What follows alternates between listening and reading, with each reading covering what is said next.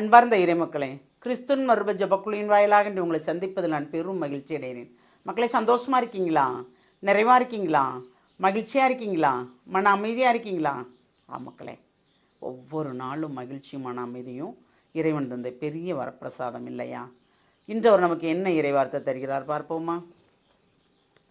மத்திய எழுதிய நற்செய்தி அதிகாரம் 19 இறை வார்த்தை 16 19 முடிய. அப்போது ஒருவர் இயேசுவிடம் வந்து, போதகரே, நிலை வாழ்வை பெற்றுக்கொள்வதற்கு நான் என்ன நன்மை செய்ய வேண்டும் என்று கேட்டார். இயேசு அவரிடம், நன்மையை பற்றி என்னை ஏன் கேட்கிறீர்? நல்லவர் ஒருவரே, நீர் வாழ்வடைய விரும்பினால் கட்டளைகளை கடைபிடியும் என்றார். அவர் எவற்றை என்று கேட்டார். இயேசு, கொலை செய்யாதே, விபச்சாரம் செய்யாதே, களவு செய்யாதே, பொய்ச்சான்று சொல்லாதே, தாய் தந்தையை மதித்து நட, மேலும் உன் மீது அன்பு கூறுவது போல் உனக்கு அடுத்திருப்போர் மீதும் அன்பு கூறுவாயாக என்றார்.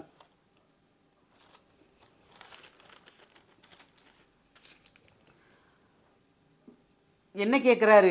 நிலை வாழ்வை அடைய நான் என்ன செய்ய வேண்டும்? அப்போ அவர் என்ன சொல்கிறாரு?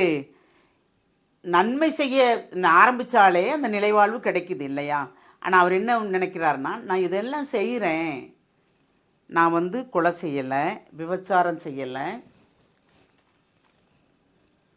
களவு செய்யலை, பொய்ச்சான்று செய்யலை இல்லையா, சொல்லலை. அப்போ அவர் சொல்கிறார், தாய் தந்தை மதித்து நட, உன் மீது அன்பு கூறுவது உனக்கு அடுத்திருப்போர் மீதும் அன்பு கூறுங்கிறார்.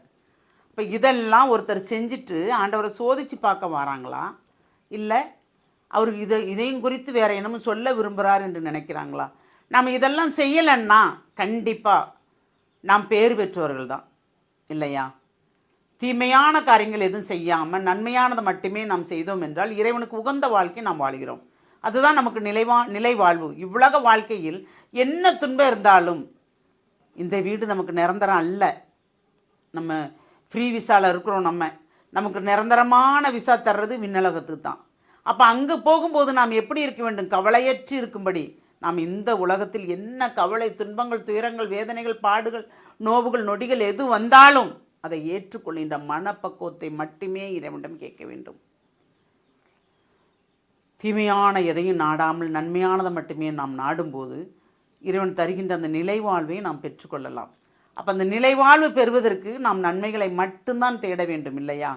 பொய்யோ, களவோ, விபச்சாரமோ, கொலையோ எதுவுமே இல்லை. கொலை, நம்ம ஒருத்தரை போய் கொலை செஞ்சாதான் கொலையா? இல்லை, நம் சொல்லே அவர்களை கொலை செய்வது போல் ஆகிவிடும். பொய், செய்யாததை செஞ்சான்னு சொல்லி பொய் சொல்லுவாங்க பார்த்தீங்களா, இருக்கும். அது எல்லாமே ஒரு கொலைக்கு சமாதானம் இல்லையா? அப்போ நாம் நன்மையாக வாழ வேண்டும் என்றால், நல்லவர்களாக வாழ வேண்டும் என்றால் ஒவ்வொரு நொடிப்பொழுதும் நம் சொல், செயல், சிந்தனை அனைத்தும் தூய்மையாக இருக்க வேண்டும்.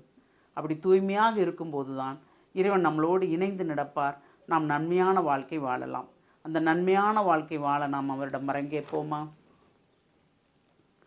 தாயும் தந்தையுமான இறைவா, உம்முடைய இரக்கத்துக்குள் எங்களை முழுமையாக ஒப்புக் கொடுக்குறோமா ஆண்டவரே? எல்லாம் வல்லவரே, இதுகால் வரைக்கும் நீர் எங்களை நடத்தி வழிநடத்தி வந்தீர், இனியும் வழிநடத்துவீர் என்று நாங்கள் விசுவசிக்கிறோம், நம்புகிறோம். எவ்வளவு துன்பம் வந்தாலும் அந்த துன்பத்துக்கு மத்தியில் ஒரு நிறைவான வாழ்வு என்று நாங்கள் நம்புகிறோம் ஆண்டவரே. ஆமாண்டவரே, எதை குறித்து நாங்கள் மகிழ்வோம்? உம்மை குறித்து மட்டுமே மகிழும்படி நீர் எங்களை ஆசீர்வதிக்க வேண்டும். இவ்வுலக செல்வம் எல்லாம் வெறுமை என்று நீர் எங்களுக்கு உணர வைக்கிறீர் ஆண்டவரே. அன்றாட தேவைகள் கவனித்தாலே போதும் ஆண்டவரே. எதை கொண்டு நாங்கள் நிறைவாக வாழ்வோம்? இறை வார்த்தை கொண்டு நாங்கள் நிறைவாக வாழும்போது நிலை வாழ்வை பெற்றுக்கொள்ளும்படி நீர் எங்களை ஆசீர்வதிக்க வேண்டும். அந்த ஆசீர்வாதத்தை நீர் தரப்போர் அந்த கிருபைக்கு நன்றி கூறி எங்களை முழுமையாக உம்முடைய இரக்கத்துக்குள் ஒப்புக் கொடுக்கிறோம். ஜெபம் கேட்கும் நல்ல பிதாவே. ஆமேன், ஆமேன், ஆமேன்.